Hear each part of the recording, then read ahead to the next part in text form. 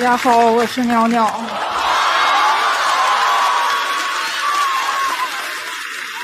我在脱口秀大会上讲了一些内向的段子，现在还有点出名了，所以我现在是出了名的内向，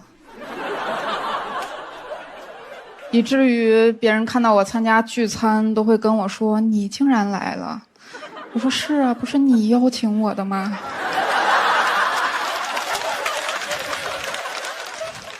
他说：“但我没想到你真的会来呀。”当时空气安静了1分钟，轻轻松松又产生了一个社交名场面。人们觉得内向的人好像完全不出门，但其实内向的人也是会户外运动的。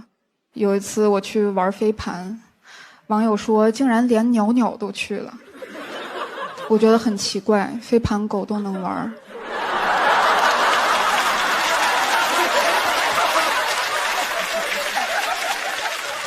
我为什么不能玩呢？当然人们可能宁可和狗玩，因为虽然狗也不说话，但它们看起来比较外向。这里也没有说外向的人都是狗的意思。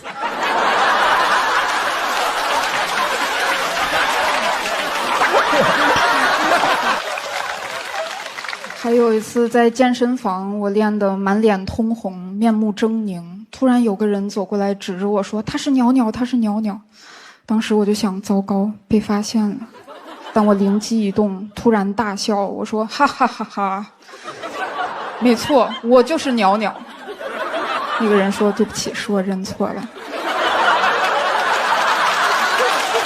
是社交名场面第2则。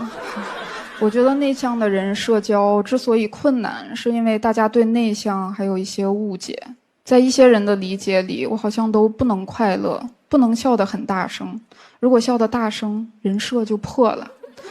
但内向的人也是可以大笑的，不能大笑那不叫内向，那叫抑郁。我经常大笑，看短视频大笑，听脱口秀大笑，被人认出来也会大笑，哈哈哈哈。我为脱口秀付出太多了。其实内向的人只是不太喜欢社交，不是不能社交。内向和社恐是有区别的。真正的社恐、密恐、恐高、洁癖、强迫症，那都是病。内向又不是病，病至少是可以治的。内向只是一种终身伴随的性格缺陷，不影响寿命。我甚至认为我们内向的人活得更久。万一活得短呢，我们也不会到处说。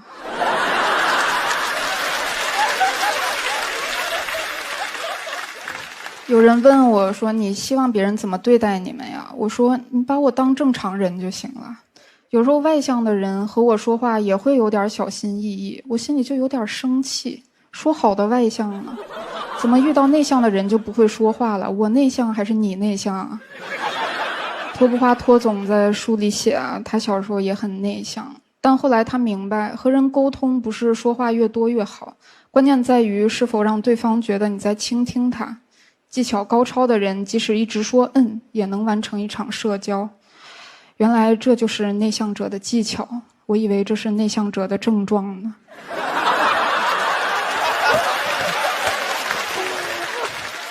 你想想，别人问你吃水煮鱼还是小龙虾，你说别人问你喝奶茶还是喝可乐，你说别人问你是不是不想跟我说话呀，你说你是完成了一场社交，你也没有第2场社交了。上了节目之后，我的社交还是比以前轻松了一些，因为我心里有底气了。之前我害怕我内向影响工作，影响关系，但现在我有演出，有观众，我知道即使我做真实的自己，也总有一部分人会喜欢我，甚至大家都更爱跟我在一起，因为只要有我在，场面尴尬就怪不到他们。想说，虽然我话少内向，会突然哈哈大笑，但我是个正常人。